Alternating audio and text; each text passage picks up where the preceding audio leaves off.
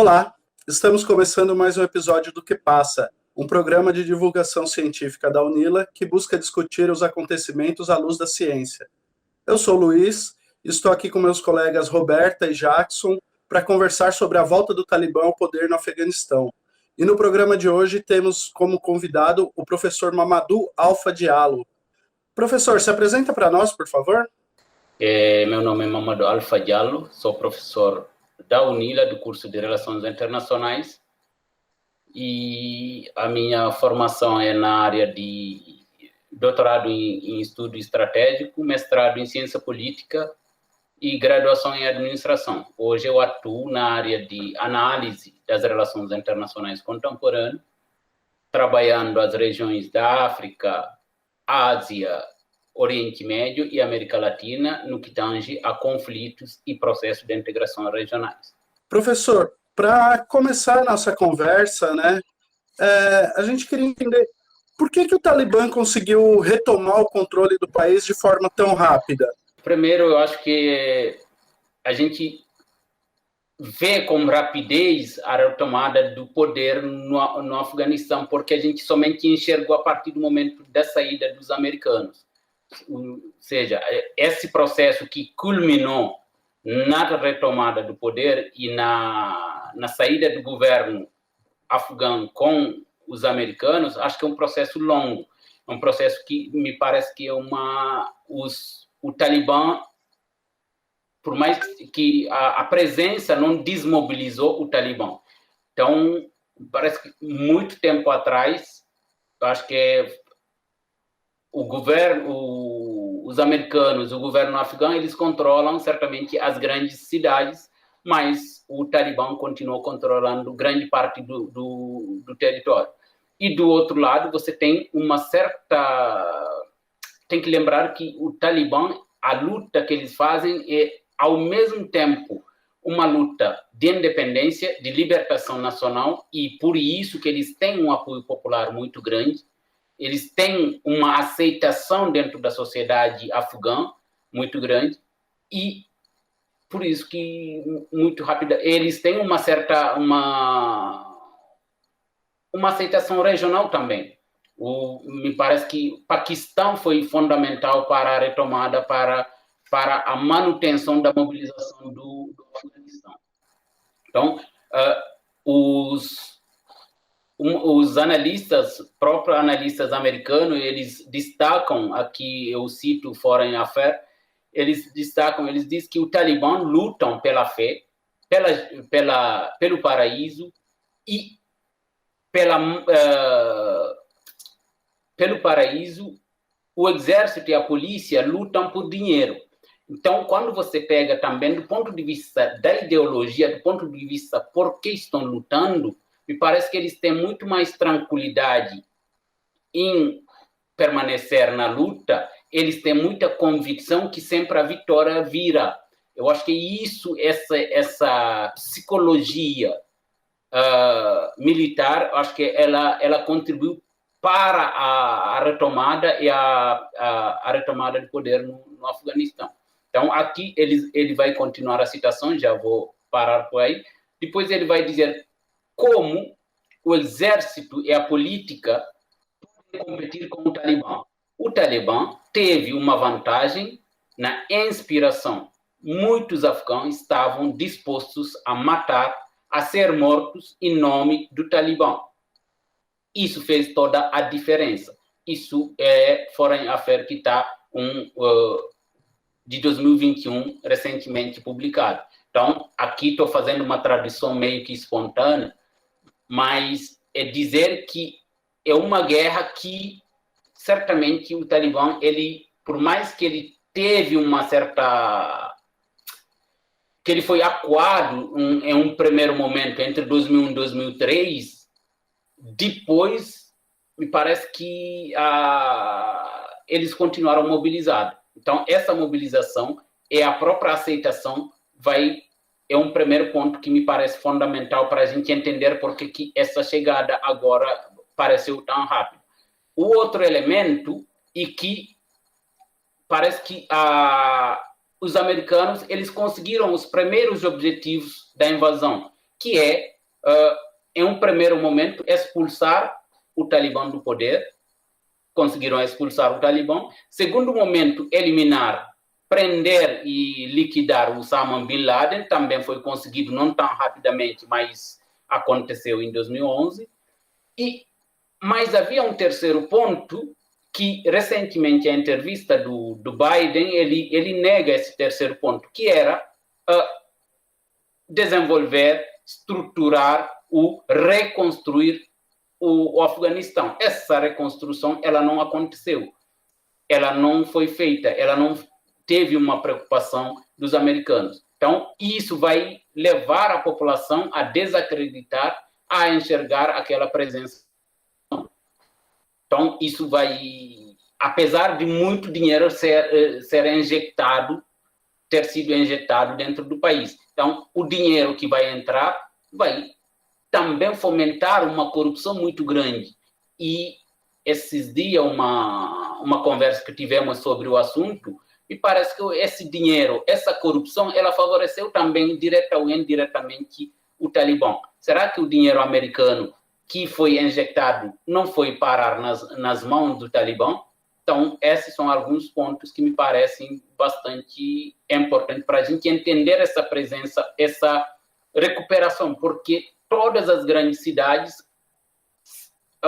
tirando aquelas que estavam ocupadas pelos americanos e pelo governo central, você tinha pelo menos um apoio popular muito grande do Talibã. E por isso a gente viu a entrada sem resistência, inclusive com aplausos, com a população recebendo o Talibã onde ele passa, até chegar na capital. Então, essa falta de resistência, isso significa que você tem um apoio popular muito grande, apesar de que a gente está vendo outras manifestações hoje. Mas o primeiro ponto seria as minhas considerações. Considerando as imagens noticiadas mundialmente, qual é a real situação da população afegã? Aí também é um outro ponto que me parece que as imagens, no momento, as imagens elas sempre contribuem para a comoção, para o humanismo, para justificar as ações. Mas, na realidade, me parece que a situação da população afegã, não sei se vai ser pior que antes. Me parece que o Afeganistão, eles vivem um momento muito difícil desde a invasão soviética, se não é antes, mas a gente pode considerar isso um ponto de partida, que é uma população que está sempre acuada por uma força, seja estrangeira, seja interna.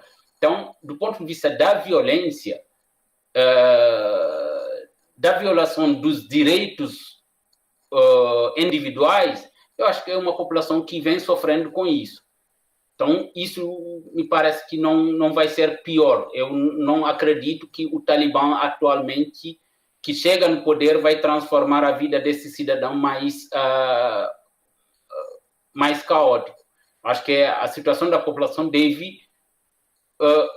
no máximo, deve melhorar, apesar das violências que a gente está vendo hoje. Até porque a intervenção militar, a intervenção estrangeira, a gente não vê o que acontece, mas ela é muito violenta. Qualquer lugar que ela esteve, qualquer lugar onde esteve presente a intervenção ocidental, que o Patrick Mbeko, em um livro lançado em 2016, vai dizer que a intervenções humanitárias, o do imperialismo democrático, esse imperialismo democrático, ele é uma violência muito forte. Isso a gente vê em alguns momentos, no caso do Iraque, a gente viu o próprio tratamento das lideranças que foram presas, como Saddam Hussein, como Gaddafi. E em todos os lugares você tem uma violação permanente dos direitos humanos. Se fala muito do direito da mulher. Em zona de conflito, as mulheres, as crianças são sempre vítimas. E nesses casos, elas são vítimas em vários níveis. Não somente elas são responsáveis pelas famílias, de um lado, então a falta de recurso vai torná-las mais... as preocupações delas vai ser maior, porque são encarregados de cuidar da família, das crianças, mas, do outro lado, elas são violentadas em todas as maneiras, inclusive sexualmente. Então, isso me parece que a violação dos direitos humanos, elas são permanentes nesses conflitos. Do ponto de vista realista, eu acho que não tem humanismo nas relações internacionais. Então, a situação, visto as imagens, me parece que em um primeiro momento a gente vai ter, antes, espero que se estabilize, mas eu acho que são problemas pequenos que vão acontecer, que são normais dentro de uma revolução, mas me parece que logo, se a postura do Talibã ou as promessas, por mais que a televisão tenta desconstruir, dizer que já estão desrespeitando as promessas devido às violências que estão acontecendo nas manifestações, eu acredito que a situação da população deve, se não melhorar, deve permanecer o mesmo. A opinião pública sempre pedia, né, pela essa retirada das tropas do Afeganistão, né?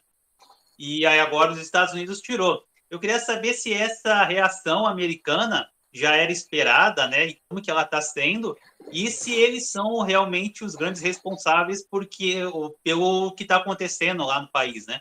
Eles são responsáveis não somente pelo o que está acontecendo no Afeganistão, mas todos os conflitos, ou a grande maioria dos conflitos que acontecem no Oriente Médio depois da década de 90. A gente tem que se lembrar que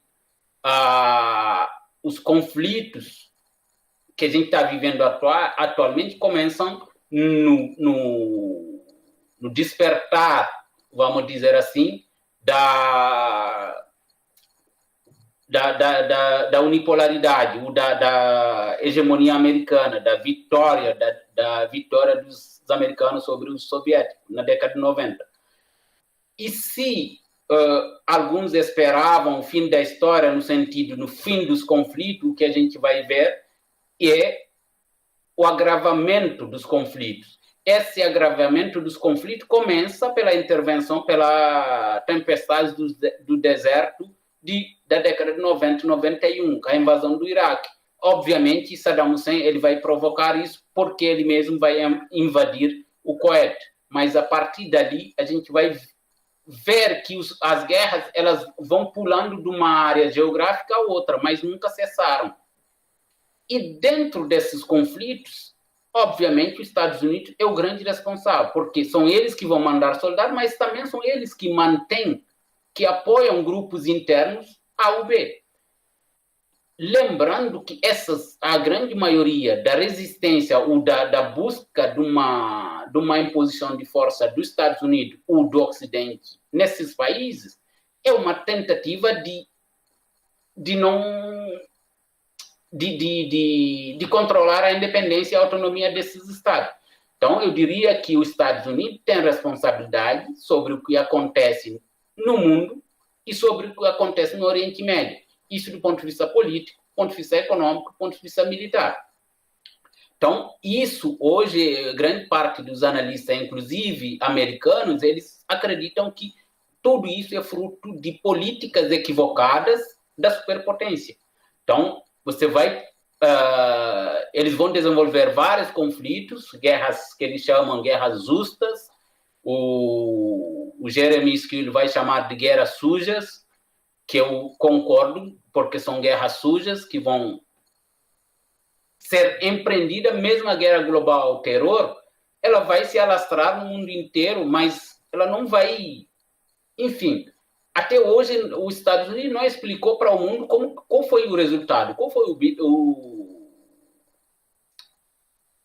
o resultado dessas guerras, se mataram Bin Laden, mas o terrorismo aumentou, a gente teve surgimento de novos grupos, o ISIS surge dentro dessas guerras, outros grupos vão se fortalecer dentro dessas guerras, e não é com inocência das potências europeias. O continente africano hoje é tomado por grupos ditos radicais, mas se você comparar a presença desses grupos radicais e a presença das tropas intervencionistas, isso Elizabeth Schmidt trata muito bem no livro sobre foreign intervention, ou a intervenção estrangeira, a gente vai ver que o radicalismo, de um lado, é o intervencionismo ocidental, são guerras da mesma raiz. Então, elas são guerras que alimentam os mesmos interesses, seja o mercado de arma das grandes multinacionais americanas e ocidentais. Então, eu diria que eles são realmente bastante responsáveis.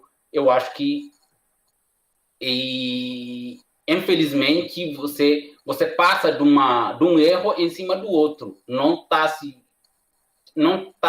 tendo tempo para repensar as políticas, repensar as ações. Eu acho que eles perdem várias oportunidades. País como o Afeganistão poderia sair definitivamente do olhar de grupos específicos para controlar o Estado. Se você tivesse, se essa invasão resultasse num desenvolvimento, numa estruturação, numa reconstrução do Estado,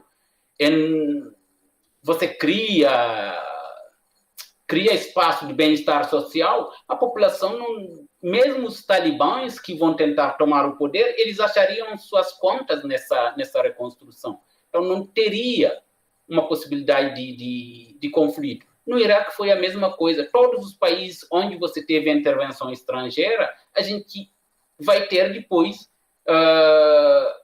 fim do Estado e a criação de vários grupos, cada grupo controla a sua própria região. Isso significa você criar um caos e deixar uma pista livre para uma guerra civil que possa se desenvolver internamente. Os organismos internacionais provavelmente já estão pressionando esse novo governo talibã, né?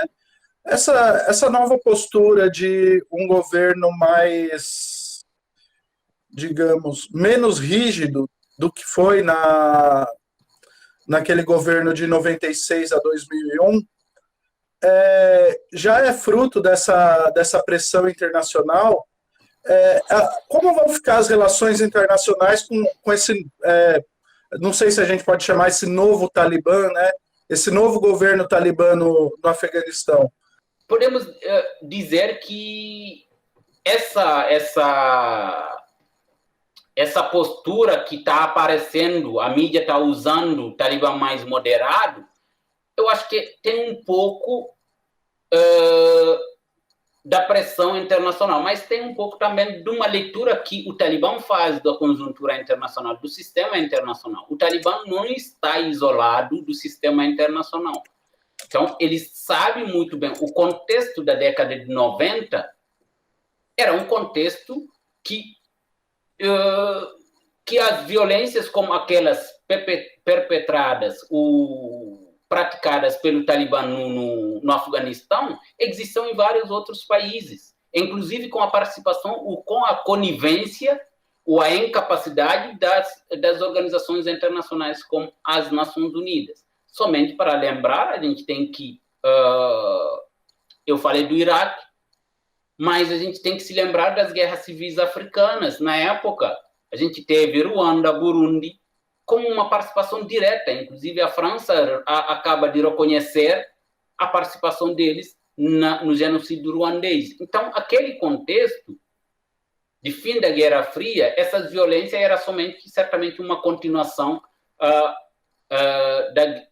da Guerra Fria com outros meios, no momento onde você tinha um contexto novo que você precisaria queimar os estoques de arma. Aí você vai ter filmes como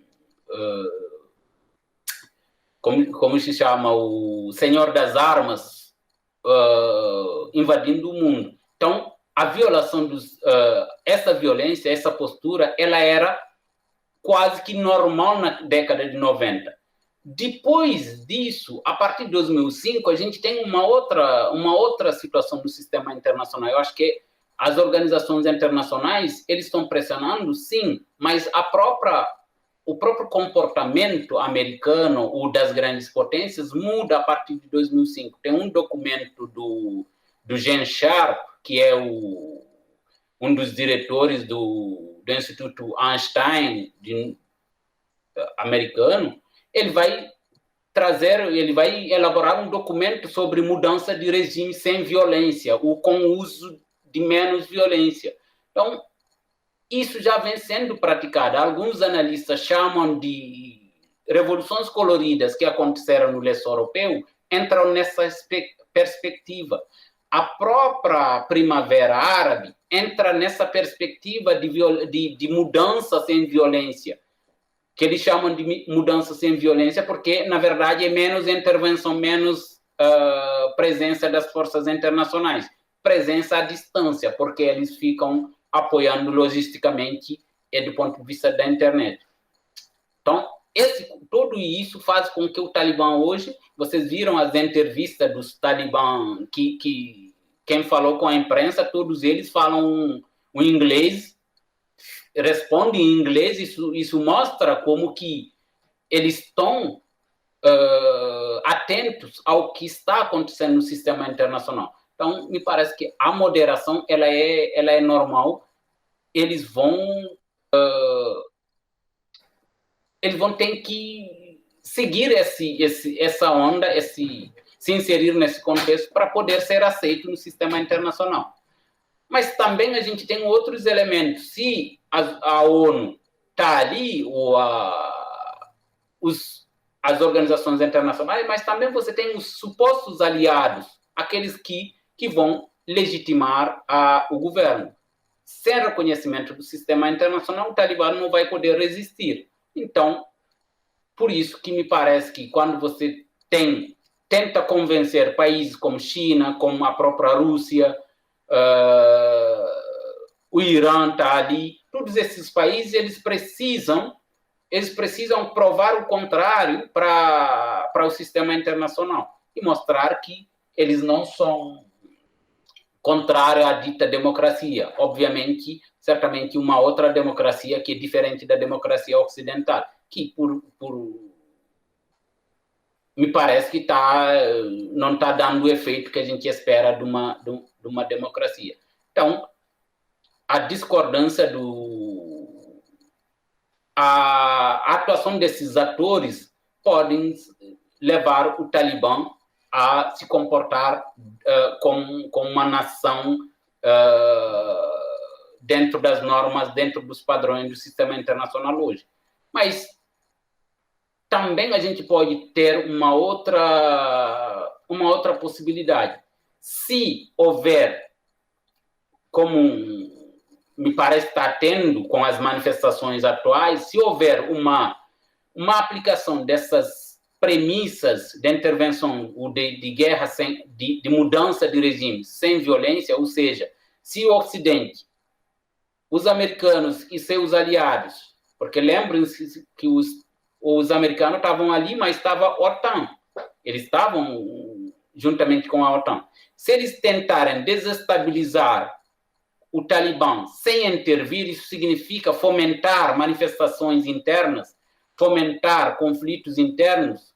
Me parece que essa é uma linha que está sendo tentada com o pronunciamento do vice-presidente que se declarou presidente legítimo, porque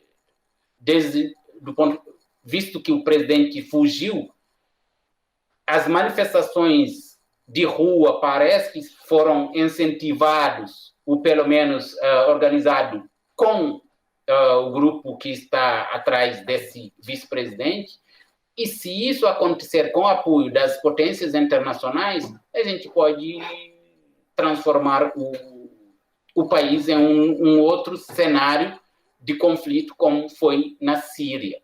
Então, isso me parece que deve ser evitado. Agora, pode ser que a rivalidade, o contrapeso da Rússia e da China faça uma diferença, que haja um menos intervencionismo, que haja uma certa tranquilidade para que o Talibã governe. Se isso houver, me parece que vai ser um novo momento do Afeganistão, que vai ser um momento de reconstrução. Lembrando que a China tem um grande interesse nesse mercado de reconstrução. Se o país se estabilizar, em pouco tempo a China pode participar, pode reconstruir principalmente as grandes infraestruturas do país. Então, me parece que sim, a pressão ela tem importância, mas também o contexto, a leitura que o próprio Talibã faz do contexto da política internacional hoje, faz com que eles sabem que um comportamento diferente, um comportamento que se aproxime ao comportamento de 96 a 2000 não vai ser tolerado nem internamente, nem regionalmente e nem internacionalmente. Então, isso me parece que, por isso que não espero que as mesmas barbáries sejam repetidas no Afeganistão. O governo talibã, ele anunciou anistia aos militares e convidou as mulheres a participar do governo. Isso também sinaliza a intenção de um governo mais moderado?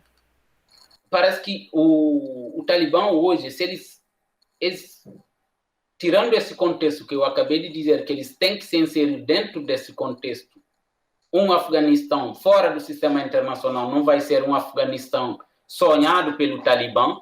Eu acho que eles precisam do sistema internacional, eles precisam dos outros países, então isso é um fato. E do outro lado, se fala muito do radicalismo do Talibã, as próprias leis a interpretação que eles fazem certamente da Sharia, proibição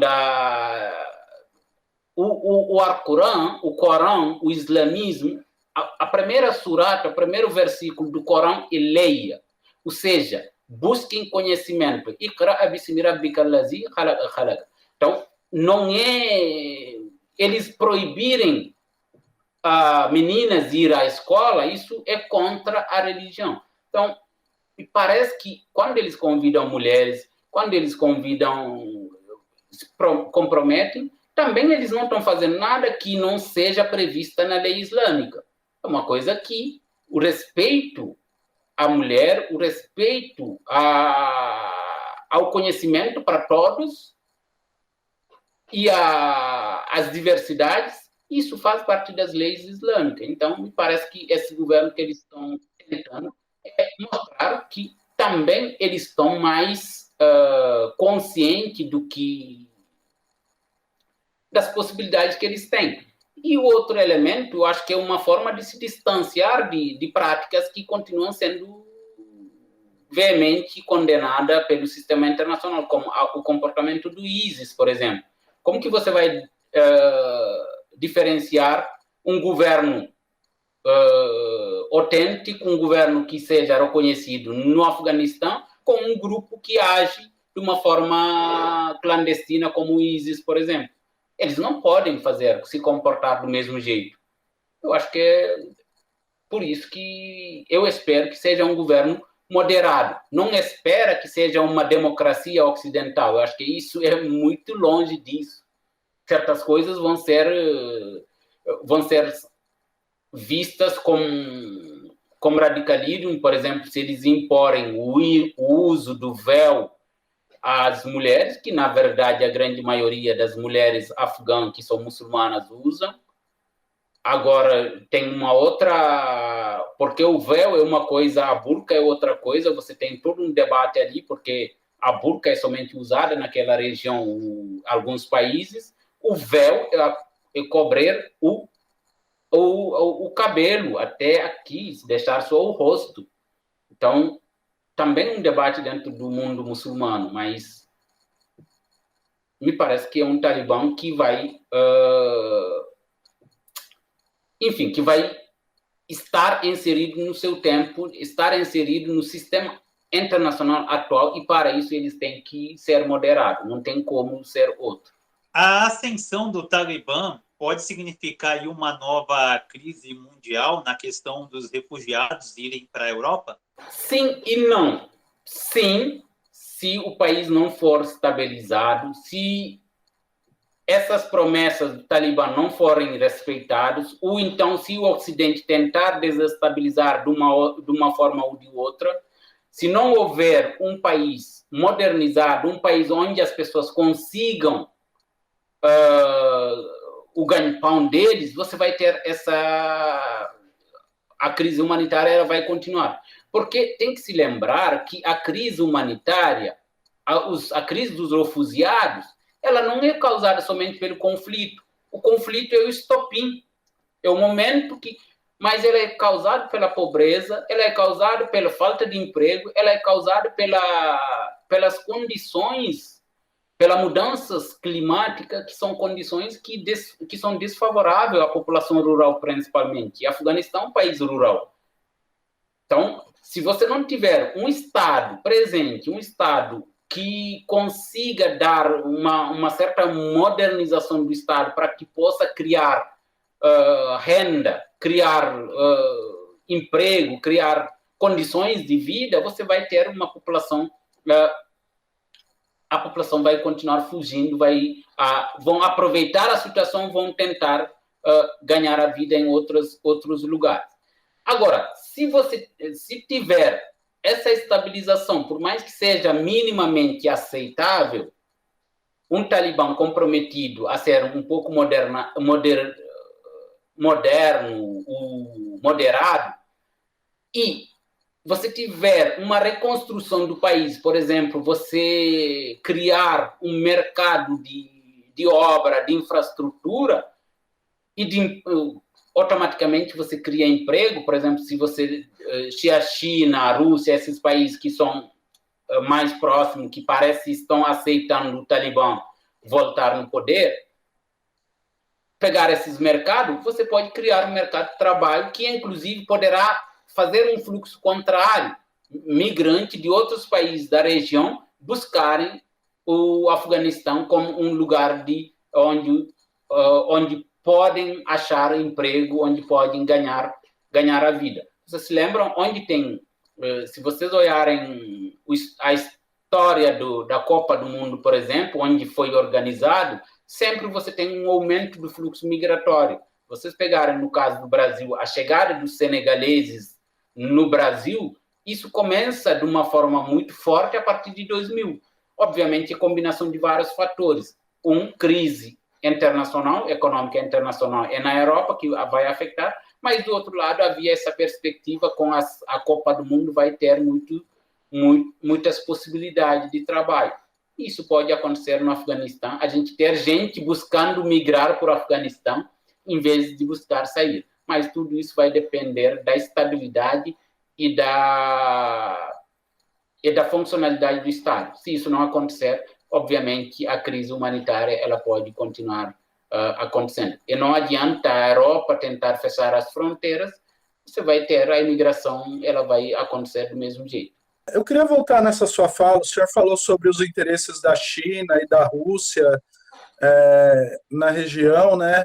Eles foram os primeiros países a reconhecer esse novo governo talibã. Por que a região do Afeganistão é uma região que causa tanto interesse estratégico dos outros países? Quais são os interesses estratégicos nessa região? Você tem a China, a Rússia, o Irã, são países que têm muito interesse nesse país. Apesar, é um país que não tem saída ao mar, mas que tem sempre uma importância, porque grande parte das rotas comerciais passam por aí. Esse é um elemento. Mas, do outro lado, países como China, eles têm interesse a estabilizar um governo afegão baseado no islamismo, porque você tem também questões internas à China que têm a ver com a população muçulmana. Então, isso é um outro elemento. Mas, do outro lado, se a gente pegar do ponto de vista geopolítico, a China, por exemplo, o geoestratégico, tanto a China quanto a Rússia, ocupar aquele espaço significa também tomar um espaço que até então estava ocupado pelo principal concorrente, que é os Estados Unidos e a OTAN. Então, isso é um elemento fundamental. Mas, do outro lado, do ponto de vista econômico, do ponto de vista comercial e do ponto de vista estratégico, você tem aquela região, é uma região de passagem, de conexão entre tanto o Oriente Médio, entre a Ásia, Oriente Médio e a Europa, E você tem um mercado de reconstrução, um mercado muito promissor do ponto de vista econômico ali, que a China teria muito interesse. As empresas chinesas devem ter muito interesse. A Rússia é a mesma coisa. A Rússia, eles têm problemas internos do ponto de vista em relação a um certo radicalismo, mas também a Rússia foi ela que foi expulsa do Afeganistão para a chegada do Talibã e para a chegada dos americanos. Então, voltar ali, fazer relações amigáveis, também significa espantar um certo medo de uma presença da OTAN em suas próprias fronteiras. Eu acho que seria, do ponto de vista geopolítico, seria interessante você ter aqueles aliados ali. Mas, e você tem, além disso, você tem ali também, na primeira pergunta que vocês me fizeram, a gente falou por que o Talibã voltou tão rapidamente. Tanto aquela questão quanto esse ponto aqui, você tem um país ali, o Paquistão, que é fundamental. O Paquistão tem um interesse muito grande no Afeganistão, e o Paquistão tem sido, me parece que foi fundamental para a própria resistência do Talibã. Até esses dias, num debate que a gente teve na terça-feira, um colega disse que até foi criado um Talibã paquistanês financiado pelo próprio governo. E isso levou a um certo atrito entre os Estados Unidos e o Paquistão. Então, você tem vários interesses ali do ponto de vista geopolítico. E a Rússia, a China, hoje a Rússia com o projeto da Rota da Seda, com a presença militar da China no chifre da África, com todos os interesses que envolvem aquela região, acho que qualquer território, por mais que seja um território, digamos, unido naquela parte do mundo, seria mais um passo, mais uma conquista para os projetos de longa duração que a China tem em relação àquela região. E também em relação à própria geopolítica, à própria rivalidade com os Estados Unidos. Acho que seria bastante interessante ali você ter um aliado, um país que se estabiliza ali, principalmente se for com a ajuda desses países. Você vai ter isso, do ponto de vista da legitimidade no sistema internacional, vai ser muito grande. Os Estados Unidos está saindo ali, me parece que, se não estão afirmando que foram derrotados, mas o mundo não deixa de ver como sendo uma derrota. Uma derrota que certamente entra num conjunto de elementos que estão denegrindo, apagando a imagem de uma América grande, de uma América como exemplo no sistema internacional. Eu acho que isso está mostrando um momento, a gente não pode chamar de queda ou de enfraquecimento da potência americana ou do Ocidente, mas isso mostra que a presença ocidental em várias partes do mundo não está sendo muito bem vista hoje em dia. A contestação da presença da OTAN em qualquer parte do mundo hoje ela é socialmente generalizada. Então, não é só o Estado, os grupos que lutam por independência, por autonomia, como o Talibã, como vários outros grupos que se radicalizaram depois dos processos de independência no Oriente Médio e na África, mas a sociedade civil também não quer mais uma presença militar estrangeira em seus territórios. Essa retomada no poder pelo Talibã, ela pode representar um aumento de ações terroristas nos próximos anos? E essas ações, elas continuariam fortemente direcionadas aos Estados Unidos? Bom, aí o que eu tinha dito, acredito que não, porque o Talibã, eu acho que o Talibã não tem interesse e não terá interesse em promover terrorismo. O Talibã hoje, eu acho que tem interesse em promover uma estabilidade, um diálogo, uma aceitação no sistema internacional. Então, eu acho que eles buscam, eles têm interesse em estabilizar seu país, permanecer no comando e isso somente vai acontecer se você tem um certo compromisso dentro do sistema internacional. Se você não tem isso, eu acho que não tem como o Talibã continuar no poder. Por isso,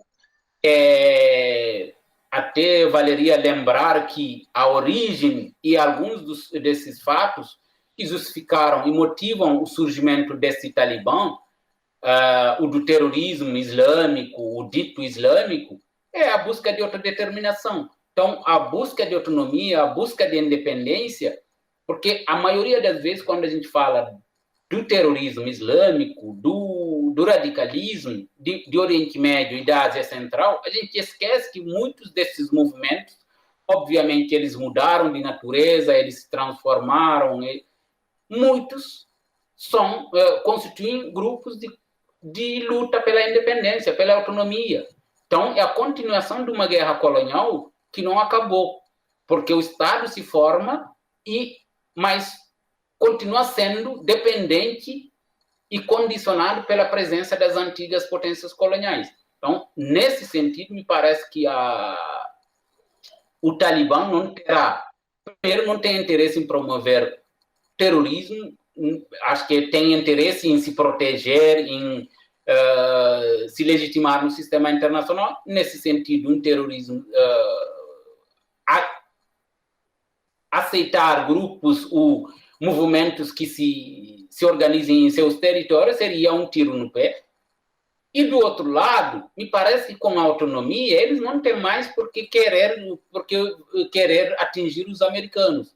Eu acho que o que se busca é autonomia, é controle dos seus próprios territórios, o respeito das suas próprias culturas. No momento que eles têm um espaço para promover isso com paz, com respeito, com diálogo dentro do sistema internacional, eu acho que nenhum país é inimigo natural ou permanente desses povos.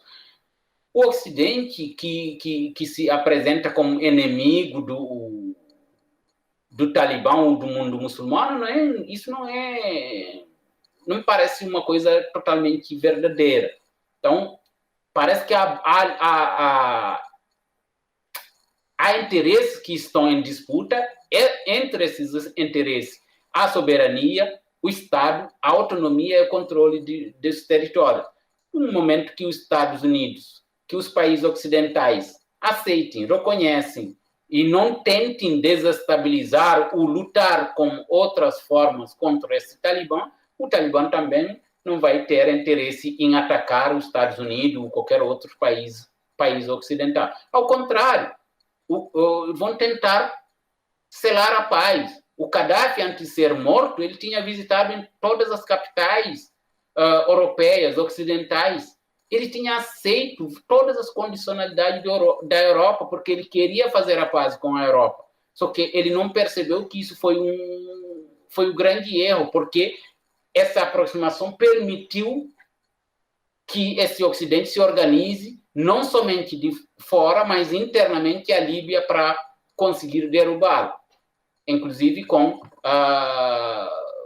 armamento da população civil. Professor, um dos temas aí mais recorrentes quando se fala do Afeganistão e a volta do Talibã é a questão do Talibã aplicar a Sharia, né? Mas a gente sabe que a Sharia, bastante países islâmicos adotam ela, né? A gente tem a Arábia Saudita, que é aliada dos Estados Unidos, temos o Catar, que vai ter até Copa do Mundo agora, e você não vê tantos questionamentos sobre a Sharia. E por que a Sharia do Talibã está incomodando tanto, especialmente aqui o mundo ocidental? Isso é até engraçado, porque não tem uma Sharia do Talibã, uma Sharia da Arábia Saudita, uma Sharia do Catar. A Sharia é única, é uma lei única. Ela é baseada no Corão, ela é baseada na interpretação do Corão, nas leis do Corão. Então, porque eu acho que a guerra, isso mostra, pelo menos para acadêmicos, a gente sabe que a guerra ela não é para promover a democracia. A guerra não é contra a aplicação de uma Sharia ou outra. A lei islâmica, ela é uma lei, vamos dizer, não sei se o termo existe, mas me permitem usá-los, mas é uma lei que seria proibitiva, uma lei que é uma lei dura para que não houvesse crime, para que ninguém cometesse crime. Durante o reinado do profeta, certamente poucas vezes se tem notícia da aplicação da Sharia. Por exemplo, cortar a mão de alguém, porque não havia roubo. Então, se é dito lá um certo artigo diz que se você roubar tem que cortar a mão esquerda, depois a mão direita, ou vice-versa, se ninguém rouba, a mão é cortada. O próprio adultério, que é bastante comentado quando se fala da lei islâmica, como ele é configurado na lei islâmica, normalmente é muito difícil você aplicar a lei, se você seguir, porque é muito difícil você comprovar o crime. Porque é dito que para você aplicar essa Sharia, você tem que não somente alguém comprovar que viu, mas esse alguém que viu tem que ter, no mínimo, 3 testemunhas que viram. Então, então não é uma coisa que é fácil de aplicar. Mas, voltando na pergunta, eu acho que isso mostra que a guerra não é e nunca foi uma guerra para promover os direitos humanos, proteger o direito da mulher, mas sim uma guerra imperial, uma guerra colonial, é uma guerra geopolítica, que são interesses. Obviamente, alguém vai dizer, mas o Afeganistão não tem nada, não sei o quê, mas você tem toda uma luta geopolítica que se trava em torno do Afeganistão, em torno do Oriente Médio. Então, eu acho que a guerra é para buscar dominar, impor governos para a proteção de interesses de países e de governos daqueles países. Então, desses impérios, das multinacionais. Não é a aplicação da Sharia que faz com que a Europa rejeita, que a Europa... Obviamente, isso fez parte dos elementos justificativos da invasão. Mas tem que se lembrar quando os americanos eram aliados, tanto da Aliança do Norte, que era um outro grupo que está no Afeganistão, quanto com o Talibã. Esses talibãs, eles tinham a mesma visão do islamismo. Eles praticavam as mesmas leis quando os americanos estavam com ele para expulsar os soviéticos. Então, isso comprova que não é uma questão não é a aplicação da Sharia que preocupa o Ocidente.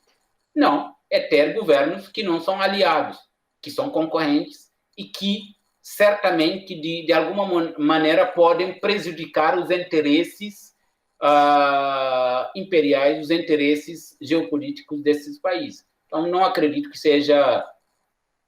Obviamente, você teve, no primeiro governo do Talibã, teve um exagero na aplicação dessas leis. Tem um radicalismo, que é aquela coisa que você diz que só eu tenho razão.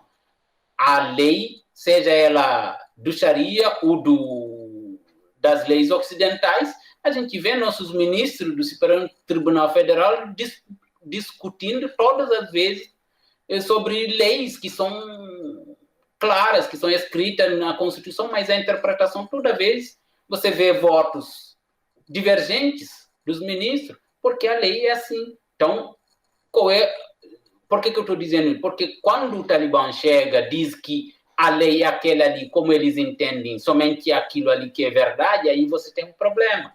A mesma coisa que o ISIS fez e está fazendo nas regiões em que domina, quando você diz que o islamismo é somente praticado como aquilo ali que você acha como você acha que deve ser praticado. As grandes vítimas de grupos como essas, como o ISIS, por exemplo, são os próprios muçulmanos, não são os ocidentais. Porque eles vão dizer que são mal muçulmanos. Pessoas que não seguem direito. Por exemplo, a mulher que decide, que diz que vai trabalhar, vai dirigir, o cara vem te dizer que você não pode dirigir porque você é mulher. Você tem que usar uma burca porque você é mulher. Não, o islamismo não impôs uma burca, impôs uma véu. A véu não cobre os olhos nem o rosto, cobre atesta. Então, percebe que são interpretações, claro que dependendo da escola que você vai, alguém pode dizer que isso é correto, mas são interpretações. Então, se houver esse exagero, essa interpretação, essa rigidez na interpretação da lei, você vai ser injusto aplicando a lei. Isso também no mundo ocidental a gente tem isso. Nas nossas leis, se os juízes não forem muito cautelosos e flexíveis, por isso que cada caso é um caso. Eles podem ser injustos aplicando a própria lei. Então, me parece que sim. A Arábia Saudita é um país que sempre tem a Sharia como lei. O Catar que você está falando, mas a Arábia Saudita é o maior aliado dos americanos no Oriente Médio. Inclusive, com crime que estão sendo acusados, que a Arábia Saudita é acusada de ter cometido, por exemplo, com o assassinato daquele jornalista na embaixada lá na Turquia. Até hoje não foi esclarecida, mas grandes indícios indicam que a Arábia Saudita, alguns dos membros da high class, da alta cúpula do governo, fazem parte dos que comanditaram o assassinato. Então, não é uma questão da aplicação ou não da Sharia. Eu acho que são questões de interesses geopolíticos e econômicos, outros, enfim. Professor, a gente já está se encaminhando para o encerramento do programa, mas eu queria te fazer mais uma pergunta.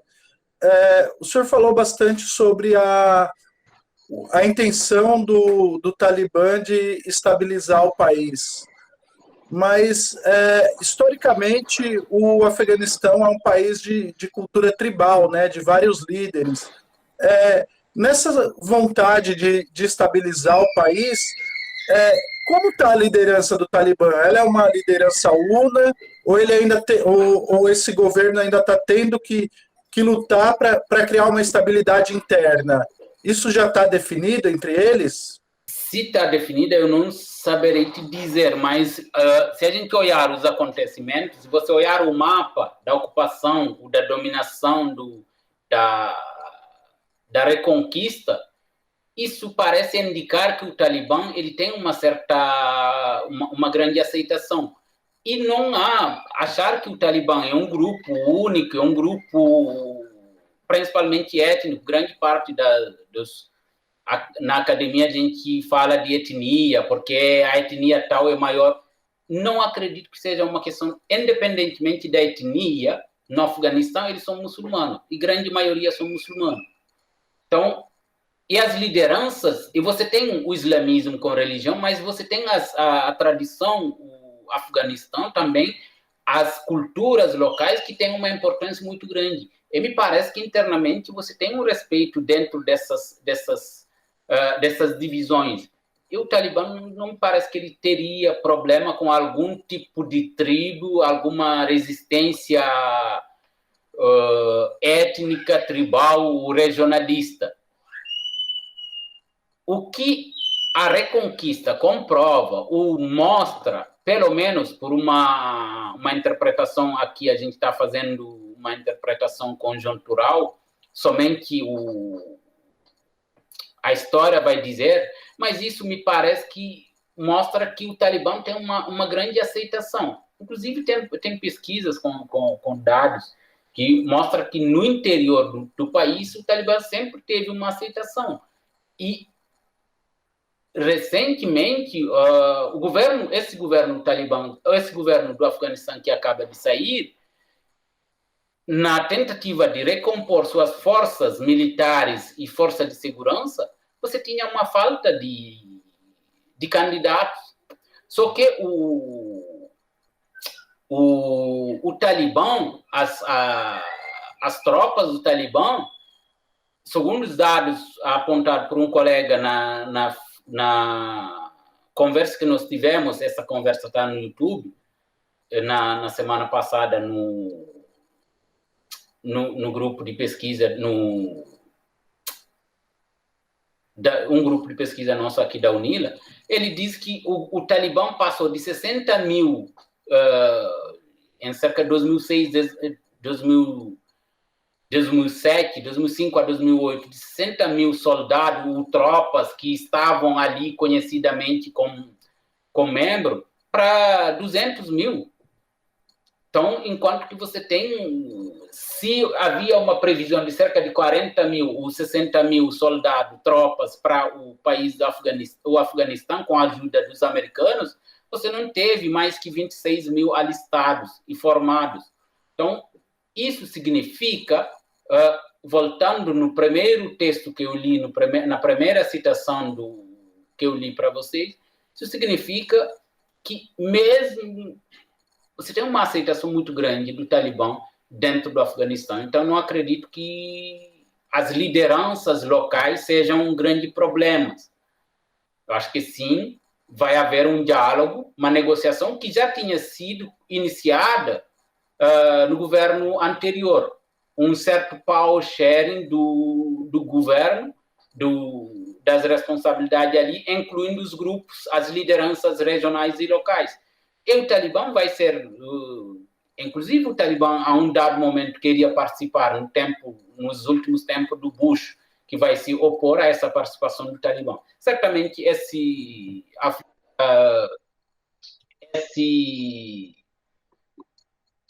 Foreign Affairs aqui, esse livro, eles vão dizer que um dos erros dos americanos era não aceitar. Se eles tivessem aceito a entrada do Talibã no governo na época, poderiam ter estabilizado o país, certamente, e desmobilizado o Talibã. Então, eu não acredito, pode ser que eu esteja errado, mas nos próximos tempos a gente saberá disso. Não acredito que haja uma lideranças culturalmente representadas no Afeganistão que façam resistência ao Talibã. Agora sim, a elite política, como o vice-presidente parece que está tentando se mobilizar, que parece que está se transformando em um Juan Guaidó afegão, ele pode criar problema, porque se você tem uma organização a partir de uma liderança política, uma organização social, pela internet, pelas redes, que é a aplicação exatamente das premissas do Gene Sharp, que é uma desestabilização a partir da mobilização interna, isso pode levar a uma instabilidade grande dentro do país. Já está tendo notícia de mortos, de repressão dos manifestantes, mas a gente tem que lembrar, dentro dessa perspectiva, dentro dessa premissa do Gene Sharp, a organização de resistência interna pela juventude, ela é feita pelos jovens, mas você tem apoio externo, direta e indiretamente. E esse livro aqui, o Patrick Mbeko, ele mostra isso no caso da Líbia. Então, se tiver a continuação dessas manifestações, essas manifestações podem degenerar. Como que eles degeneram? Porque sempre tem franco-atiradores, que manifestações ditas pacíficas sempre acabam sendo manifestações violentas. Porque sempre uma manifestação que alguém atira dentro da multidão, mata um ou outro, isso já desestabiliza, e me parece que o que está acontecendo, pelo menos uma primeira leitura que a gente pode fazer a partir das notícias de mídia que a gente teve acesso. Mas, caso contrário, eu acho que eu estou torcendo, na verdade, e isso seria a minha um pouco uma análise que inclinada nos meus desejos, que seja o Afeganistão estabilizado, que seja um Afeganistão mais próspero, uma população que tenha seus direitos respeitados, tanto pelos ocupantes do poder interno quanto pelas potências internacionais. Essa retirada dos soldados dos Estados Unidos do Afeganistão pode impactar de alguma forma a região aqui da América Latina? Não sei, eu acho que não vai impactar. Se houver um conflito, se houver uma instabilidade, pode impactar do ponto de vista geoeconômico.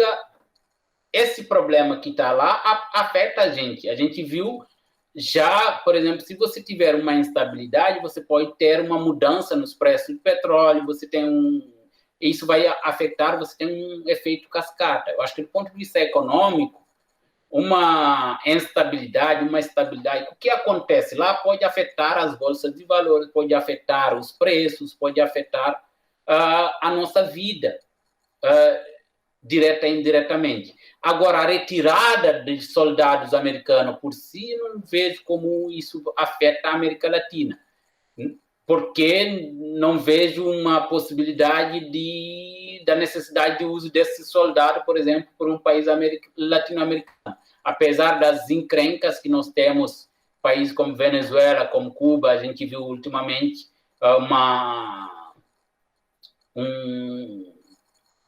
certa rivalidade, um certo conflito com os Estados Unidos, mas eu não acredito que isso chega, do ponto de vista militar, isso nos afeta. Acho que sim, do ponto de vista econômico, as questões que estão acontecendo lá, eles podem afetar nossa vida como cidadão e como país, e isso pode afetar porque a gente pode ter mudança nos preços, a gente ter mudança, até pode surgir novas leis, novas normas sobre segurança internacional, por exemplo. E isso se acontecer, afeta todo mundo. Quando houve os atentados de 11 de setembro, a gente viu quem de nós não bateu cabeça numa porta giratória de um banco ou de uma empresa, porque são novas medidas. Ou então, a nossa vida, quando atravessamos aquela catarata do aeroporto, os controles que a gente tem, enfim, vários elementos, várias mudanças que acontecem podem afetar a nossa vida. Mas eu acho que é só nesse ponto.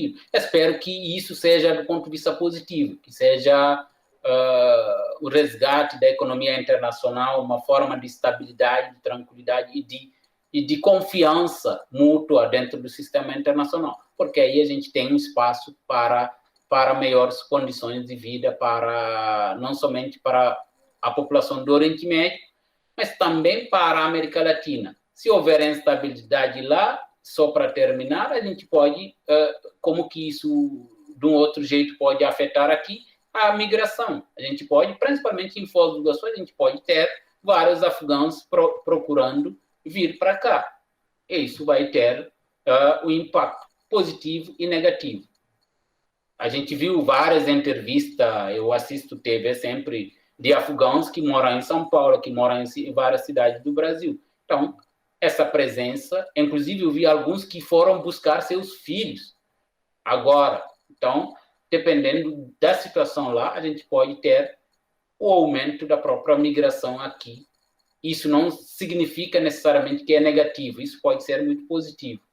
Quem de nós não gosta de desfrutar uma esfirra, um pão árabe ali em qualquer padaria? Então, eu acho que tem que ver o lado positivo dessa imigração também, além da cultura que a gente ganha mais. Acho que é isso. Professor, se o senhor achou que faltou alguma coisa, quiser complementar. Que a gente pode deixar claro e que isso vai depender muito dos acontecimentos que vão seguir agora.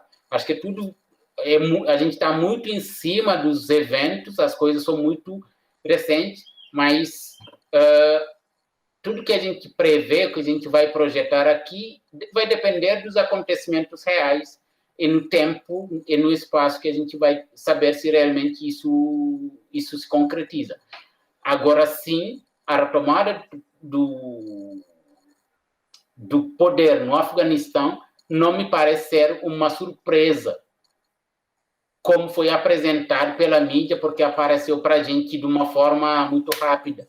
Mas sim, faz tempo que a presença americana já se e da OTAN, lembrando que as próprias forças da OTAN e seus países, depois que a ingerência do Ocidente no Oriente começou a impactar nos seus respectivos países, a gente se lembra dos vários atentados, seja em Londres, em Paris, em Madrid, as próprias forças da OTAN participaram na pressão para que haja saída, retirada das tropas estrangeiras. Então, eu acho que é uma vitória que veio muito tempo atrás, ou seja, é mais uma derrota da OTAN e dos Estados Unidos em um país do terceiro mundo, um país periférico.